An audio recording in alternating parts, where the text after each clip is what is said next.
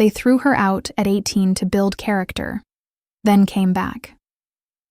Begging if you enjoy this story, please consider liking and subscribing. Katie turned 18 on a Tuesday, and by Thursday she was standing on the porch with a duffel bag and $50 folded into her jacket pocket. Her father wouldn't look at her when he said it. He stared at a spot on the floor just past her shoes and told her it was time she learned to stand on her own 2 feet. That living under his roof rent-free was making her soft. That the world wouldn't hand her anything.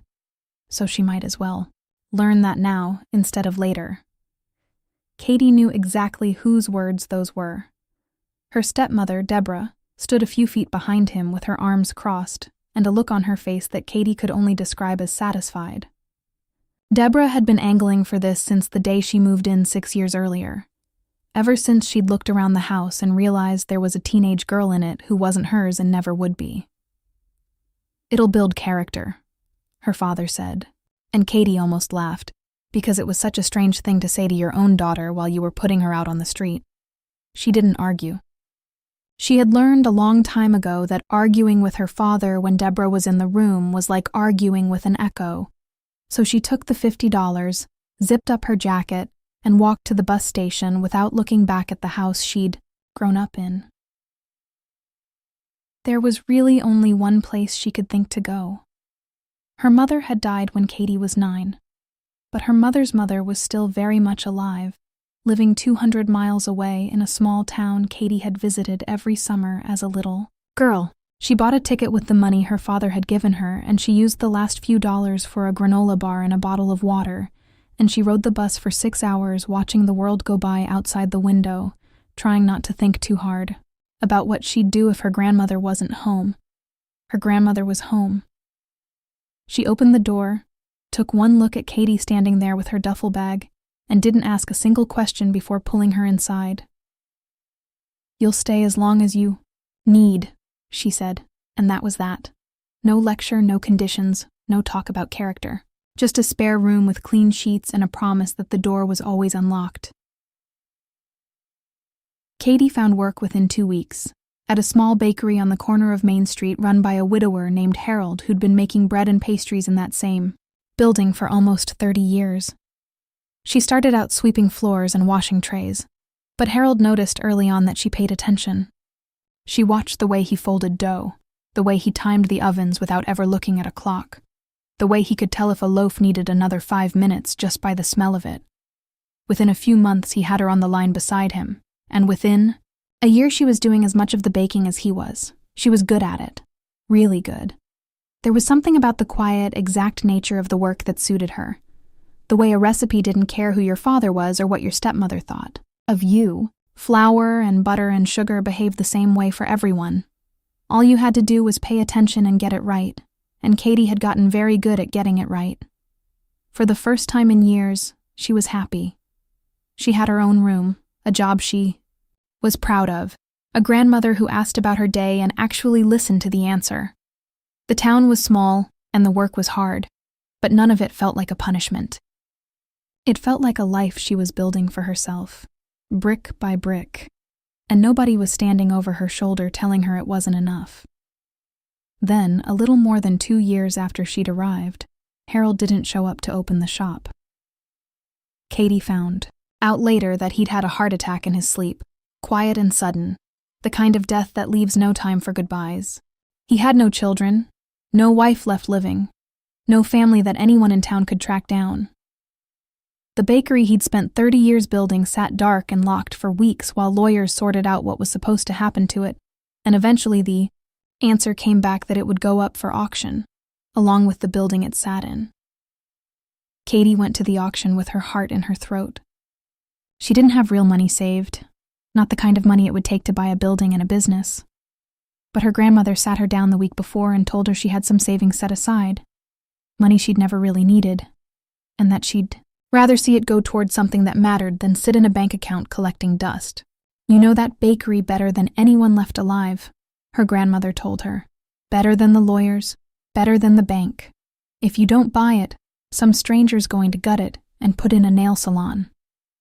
As it turned out, nobody else in town particularly wanted it. A small-town bakery with an apartment above it wasn't exactly a hot commodity, and when the auction opened, Katie found herself bidding against absolutely no one. She walked away that day owning the building where she'd learned to bake, with a loan from her grandmother that she promised, out loud and more than once, that she would pay back every cent of. She kept that promise faster than either of them expected. Katie didn't just keep the bakery running the way Harold had left it. She started experimenting, adding things Harold had never had the energy to try: sourdough loaves with a long, slow ferment, seasonal fruit tarts, custom cakes for birthdays and weddings that people started driving in from neighboring towns to order. Word spread the way it does in small places, one satisfied customer telling two more, and within a year the shop that had once been a quiet corner business was fully booked most weekends. Orders stacked up 2 and 3 weeks out. She paid her grandmother back within 18 months. She hired her first employee not long after that, and then a second. The apartment above the shop, the one Harold used to live in alone, became her own, and for the first time since she was 17 years old, Katie felt something like solid ground under her feet. She didn't think much about her father and Deborah during any of it. She wasn't angry, not exactly, not anymore. She'd simply stopped expecting anything from them, and there was a strange kind of peace in that. She sent her grandmother's Christmas cards and skipped theirs. She built her life 200 miles away and let the distance do what distance does. So she was more than a little surprised, a little more than 2 years after buying the bakery, to look up from behind the counter on a slow Tuesday afternoon and see her father standing in the doorway. Deborah was right behind him. Neither of them had called ahead. Neither of them, Katie would later realize, had ever actually asked anyone in town for her address. They'd simply heard through some distant relative that she'd bought a bakery and done well for herself, and they'd driven the 200 miles to see it for themselves. Her father looked older than she remembered, and tired in a way that had nothing to do with a long drive. Deborah looked the same as always, put together and sharp-eyed, though she kept glancing around the shop with an expression Katie couldn't quite place. Katie set down the pastry bag she'd been holding and wiped her hands on her apron, and waited. It didn't take long for them to get to the point. Her father did most of the talking, though Deborah interrupted more than once to fill in details he seemed reluctant to say out loud. They'd made some bad investments. There were debts, more than they could manage, and the bank had started sending letters that used words like foreclosure. They needed help.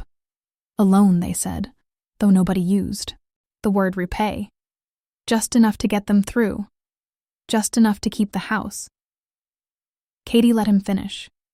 She let Deborah finish too, watched her stepmother's carefully rehearsed concern slip a little at the edges when Katie didn't immediately reach for her purse.